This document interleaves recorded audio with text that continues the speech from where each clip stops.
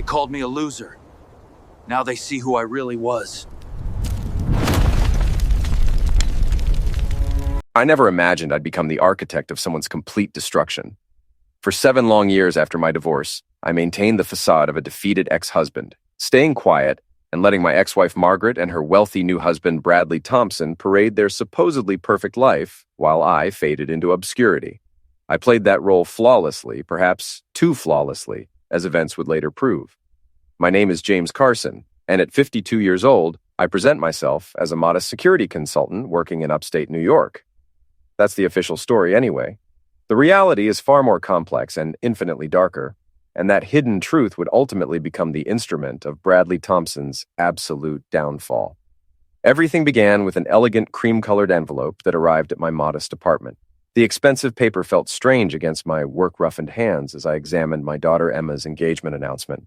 Gold-embossed lettering caught the afternoon light streaming through my living room window, announcing that Emma Carson and Tyler Harrison cordially invited me to celebrate their upcoming marriage. 7 years had crawled by since Margaret abandoned our 20-year marriage for Bradley Thompson, a silver-haired real estate magnate who represented everything she'd apparently been craving: wealth, status, and social prominence. The memory of her departure still burned like acid in my chest, though I'd learned to compartmentalize the pain. I tossed the invitation onto my coffee table and headed to the kitchen for something stronger than coffee. Despite being 52, I'd maintained the powerful build and alert awareness that had served me exceptionally well in my previous existence.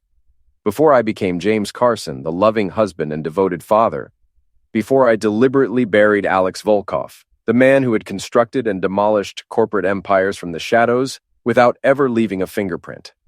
My doorbell interrupted my brooding. I checked the security camera feed on my phone before opening the door to find Marcus standing there, my only remaining friend from the old days who still maintained contact.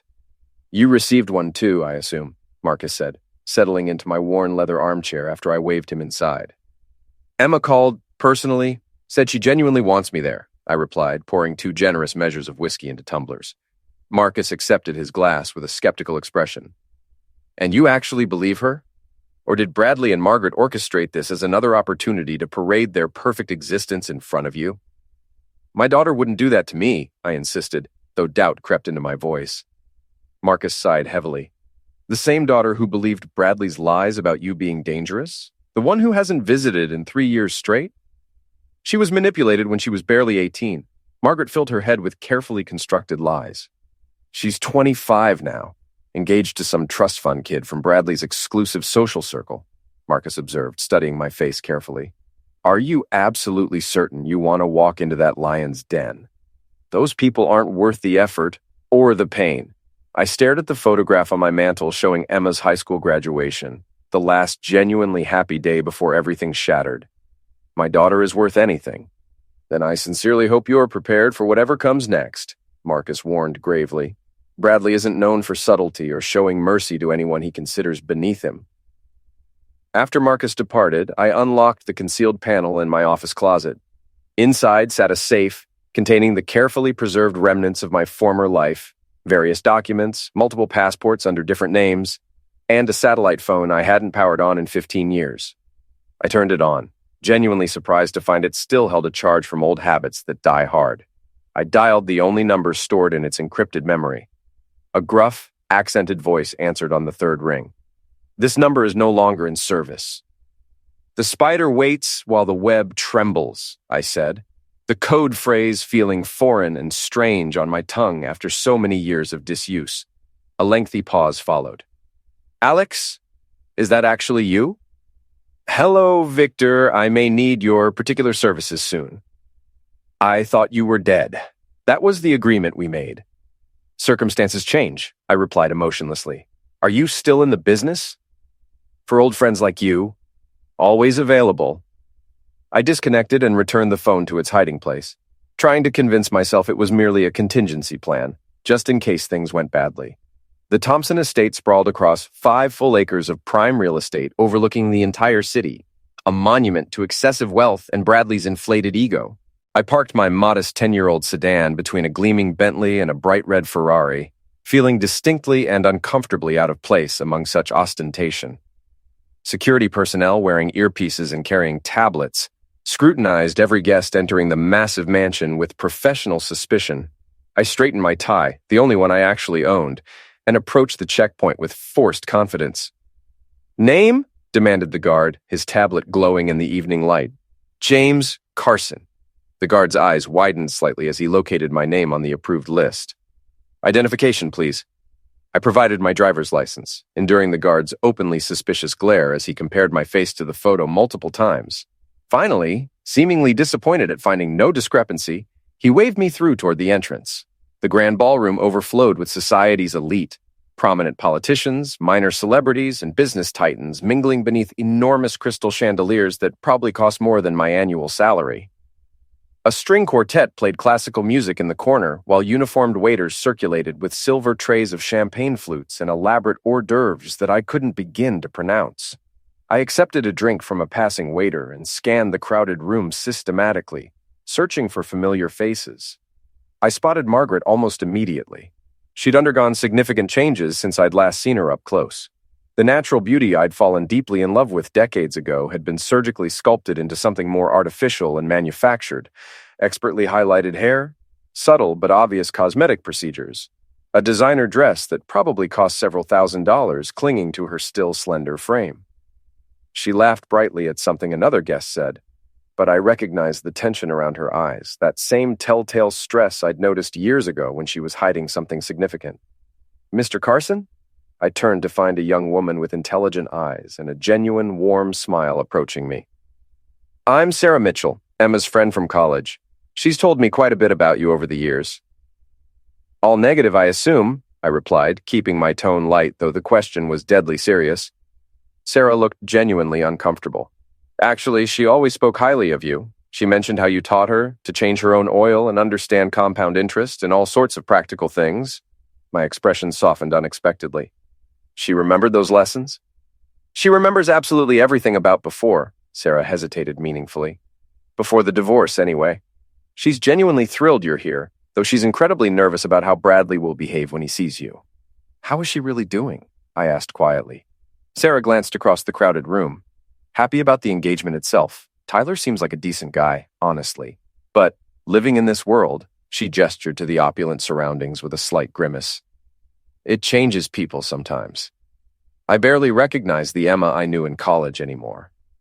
Before I could respond to that troubling observation, the crowd shifted and I finally saw Emma clearly.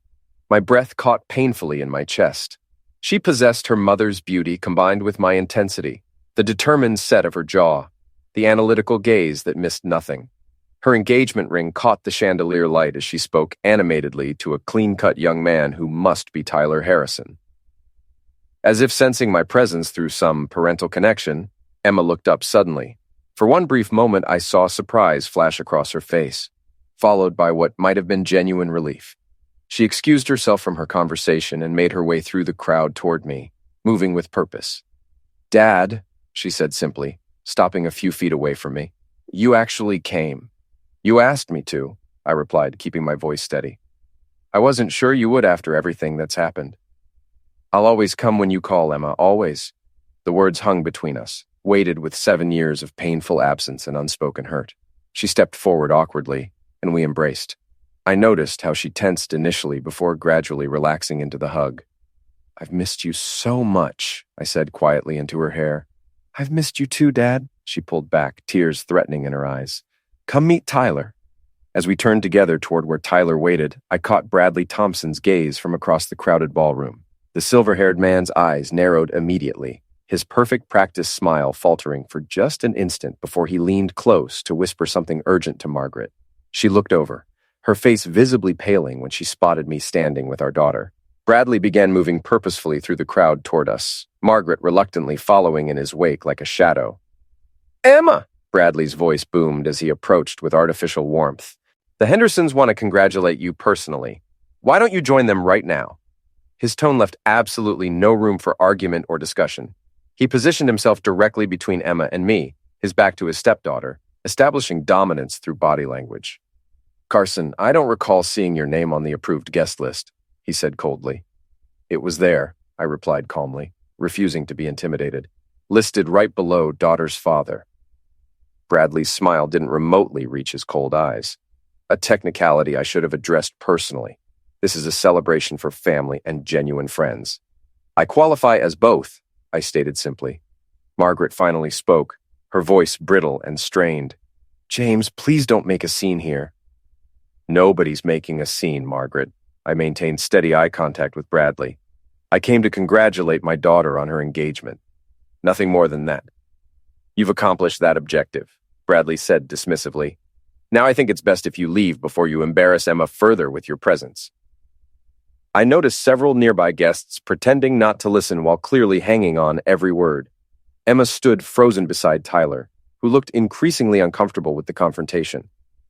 The only embarrassment here is your behavior, Bradley, I said quietly but firmly. Bradley's face darkened with rage. You think you can waltz in here and pretend to be part of this family after everything? He stepped closer, lowering his voice to a threatening whisper. Let me make something crystal clear. You're nothing here, a pathetic footnote. The sad loser Margaret was smart enough to leave behind. I remained perfectly still, my expression unchanged.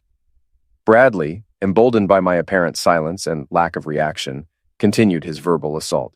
Go back to your pathetic little life and stay there permanently. Emma has a real father figure now. She has me. The final insult landed exactly as he intended. Bradley's smug satisfaction grew with each passing second of my continued silence. The surrounding guests had created a bubble of empty space around us, pretending not to watch the confrontation while missing absolutely nothing of the drama. Nothing to say, Carson? Bradley taunted, clearly enjoying himself. Not surprised at all. You never could stand up for yourself, could you? That's precisely why Margaret left you, why Emma chose to come with us instead. My gaze shifted deliberately to Margaret, who looked away immediately, unable to meet my eyes, then to Emma, whose expression had transformed from embarrassment to something approaching horror at Bradley's cruelty.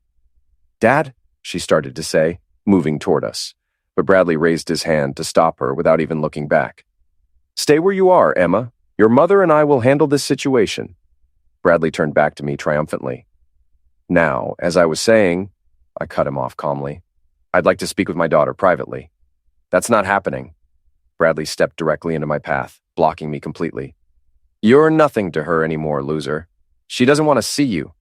The words echoed in the sudden silence that had fallen over our section of the ballroom. Bradley laughed, clearly enjoying the power play immensely. Behind him, Margaret placed a restraining hand on his arm, sensing perhaps that he'd gone too far. Too late to stop the wheels now in motion. Tyler moved protectively to Emma's side, his expression darkening as he witnessed Bradley's bullying behavior firsthand. I didn't raise my voice, didn't clench my fists, didn't show any outward reaction whatsoever. The complete absence of response seemed to unnerve Bradley more than any outburst could have. I understand completely, I said finally, my voice eerily calm. I reached into my pocket and extracted my phone, my movements deliberate and unhurried. If you'll excuse me for just one moment. I turned and walked several paces away, dialing a number I'd memorized years ago. It's me, I said quietly into the phone. Execute protocol severance. Full spectrum coverage. Yes, immediately. I pocketed the phone and walked toward the exit without looking back once, ignoring the whispers that followed in my wake like shadows. Margaret hurried after me, her heels clicking rapidly on the marble floor. She caught up with me in the massive foyer. James, wait, please. Her voice trembled noticeably. That was completely uncalled for. Bradley just gets protective sometimes, you know how he is. Does he protect you the same way? I asked, noting the almost imperceptible flinch my words produced. What's that supposed to mean? She demanded defensively. You know exactly what it means. I studied her face carefully, cataloging the fear I saw there. Was it worth it, Margaret? Trading 20 years of marriage for this gilded cage? I'm happy, she insisted, but the words rang completely hollow. If you say so. I turned to leave. What was that phone call about? Anxiety crept unmistakably into her voice. I paused at the door, looking back at her one final time, just catching up with an old friend. Inside the ballroom, the party had resumed its rhythm of polite conversation and clinking glasses when a sudden commotion erupted near the main entrance. Richard Harrison, Tyler's father and CEO of Harrison Technologies, was engaged in an intense phone conversation, His face had gone ashen as he beckoned his son urgently. Tyler excused himself from Emma and joined his father, their heated whispers growing progressively louder until Richard's voice carried across the entire room. This cannot possibly be true. That man is a security consultant from Albany, for God's sake. Tyler's reply was inaudible, but his expression shifted dramatically from confusion to disbelief to something approaching horror. Bradley approached them casually, champagne in hand, completely oblivious to the tension crackling in the air. "Richard, just the man I wanted to see about that investment opportunity we discussed last week," Bradley said smoothly. Richard stared at Bradley as if seeing him clearly for the first time. "Stay away from my son and my company," he said coldly. He turned back to Tyler. "We're leaving immediately." The room fell into stunned silence as Tyler walked mechanically back to Emma. His face had hardened into an unreadable mask that revealed nothing. "Tyler?" Emma reached for his hand, confusion evident in her voice. "What's wrong? What did your father tell you?" "Who was your father, Emma?" Tyler asked, his voice strained and tight. "Who is he, really? What are you talking about? He's James Carson. You know that? A security consultant?" Tyler shook his head slowly. "No, that's not who he is at all." He pulled the engagement ring from his pocket and placed it carefully on the table between them, the diamond glittering mockingly under the chandelier lights. "I can't do this. You never told me who your father really was." He turned and walked away, following Richard toward the exit without looking back. Emma stood frozen in place, the abandoned ring glittering on the table like an accusation. She turned to Bradley and Margaret, her voice breaking. "What is he talking about? What did you do?" Bradley's face had lost all its color. "Your father is obviously spreading malicious lies to sabotage your happiness." "What lies?" Emma demanded. "What could possibly make Tyler walk away like that?" Bradley had no answer. For the first time, genuine uncertainty flickered in his eyes. 3 days after the disastrous engagement party, I sat in a nondescript diner on the outskirts of town. The vinyl booth squeaked as Marcus slid in across from me. "Jesus, Alex," he whispered, reverting to my original name. "When you said you might need contingencies, I didn't think you'd actually blow up your daughter's engagement." "I didn't intend to," I admitted, stirring my coffee slowly. But Bradley crossed a line I couldn't ignore. "So you revealed yourself to Richard Harrison. Do you comprehend the risk you've taken?" Marcus leaned closer. "You've been James Carson for 15 years. Your old identity was buried for extremely good reasons." My expression remained impassive. "Richard needed to know who his son was marrying into. I simply had Victor inform him discreetly." "About what exactly?" Marcus pressed. "That before I was James Carson, security consultant and family man, I was Alex Volkov. That I specialized in untraceable corporate dismantling and reputational destruction for clients who could afford my substantial fees. That I've been directly responsible for the fall of at least 7 Fortune 500 CEOs. That I was very, very good at what I did." Marcus paled visibly. "You told him everything?" "Just enough." I took a sip of coffee. "Richard has his own skeletons. He'll keep quiet to protect Tyler from the fallout. Besides," Bradley forced my hand. "And Emma, what about your daughter?" Something flashed in my eyes, a momentary crack in my carefully maintained composure. "She'll understand eventually." "She'll hate you for destroying her engagement," Marcus said flatly. "She already chose Margaret and Bradley over me 7 years ago. I have nothing more to lose." I placed several photographs on the table between us. Victor Caldwell with various business associates, building plans, financial documents. "Bradley Thompson has built his entire empire on facades, financial, social, personal. I intend to dismantle each one systematically." Marcus examined the photos carefully. "This is extensive surveillance work." "How long have you been gathering this?" 7 years, I admitted. "I've been watching him since the day Margaret left me, gathering information, learning his weaknesses, documenting his crimes. Waiting. Why wait until now?" Marcus asked. My jaw tightened. "I wanted Emma to have her chance at happiness, even if it meant accepting Bradley in her life.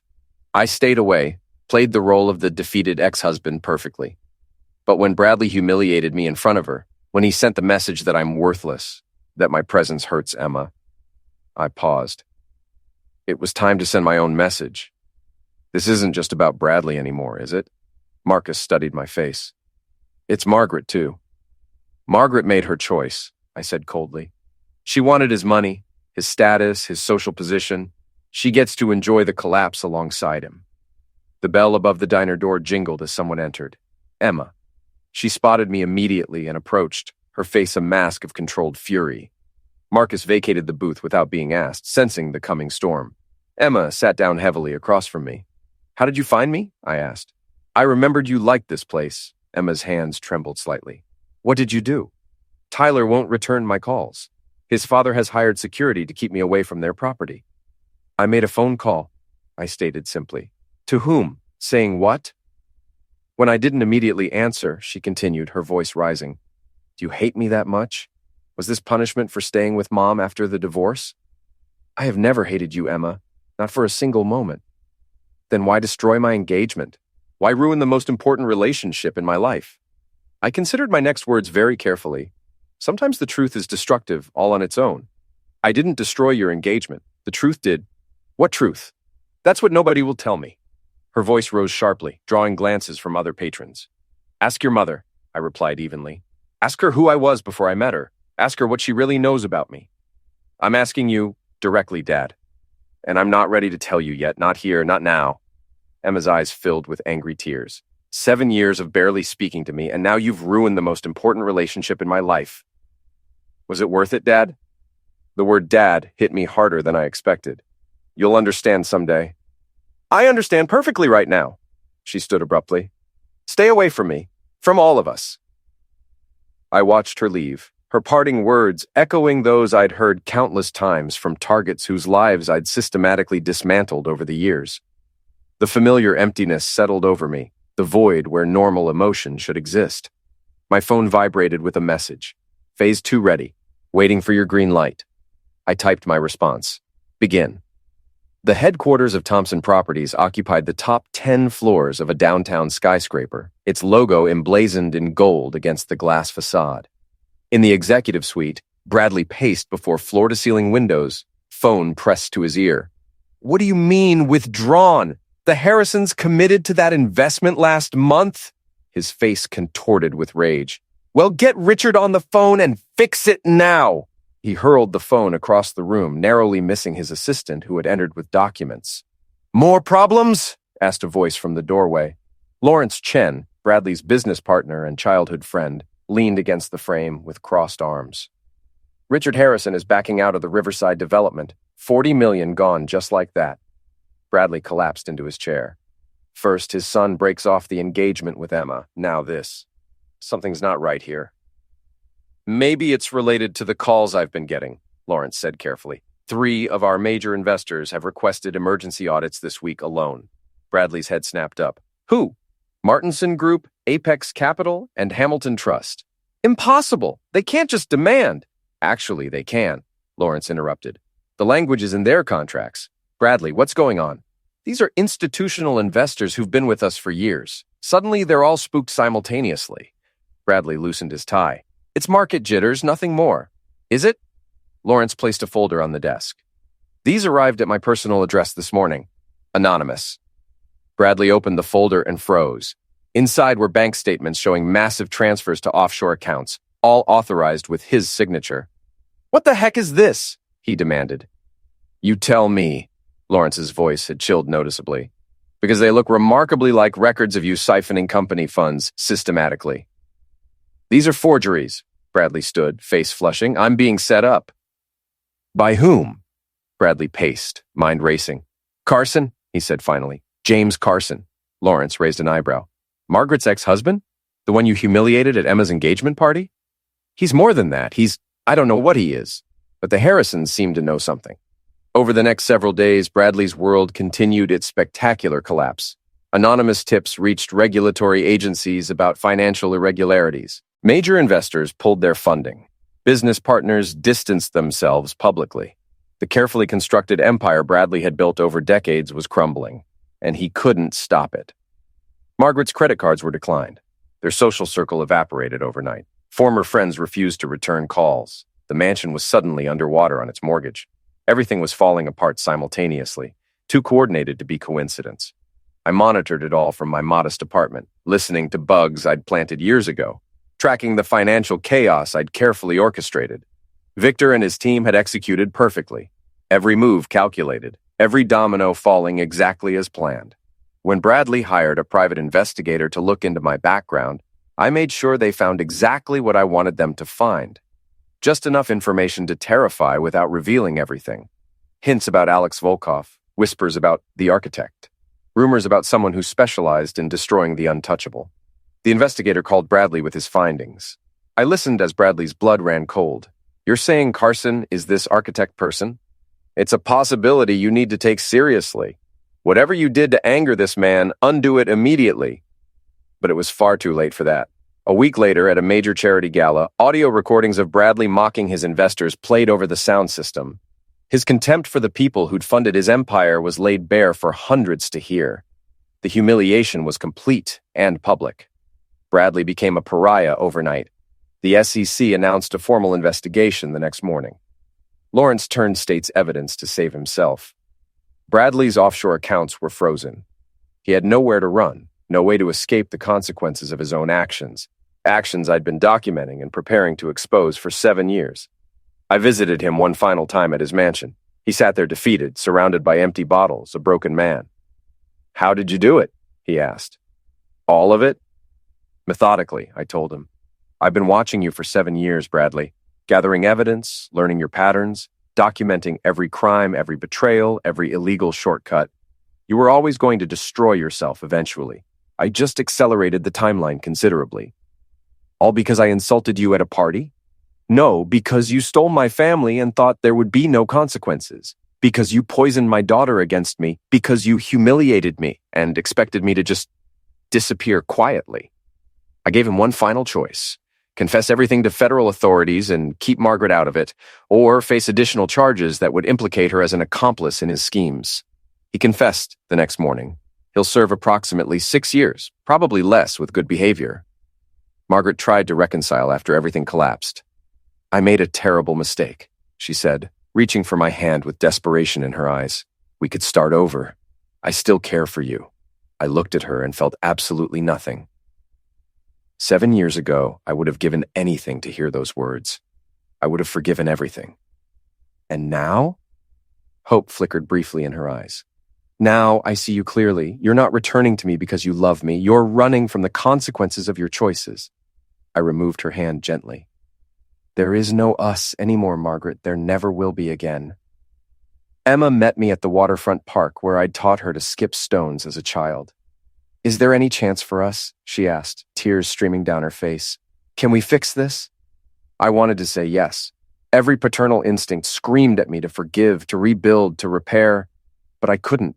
Some bridges, once burned, can't be rebuilt. "You chose to believe the worst about me for 7 years," I said quietly. "You made that choice every single day, Emma. So there's no forgiveness? No second chance?" "This isn't about forgiveness. It's about recognition. Some damage is permanent. Some betrayals leave permanent scars." I walked away from her that morning, leaving her crying on the bench where we'd shared so many happy memories. It hurt more than I'd anticipated, but I'd learned long ago how to compartmentalize pain, to function despite the emptiness. Marcus called as I drove away. "Is it finished?" "Justice was served," I replied. "And Emma?" "Some bridges can't be rebuilt." I continue my solitary existence now, neither hiding nor flaunting who I really am.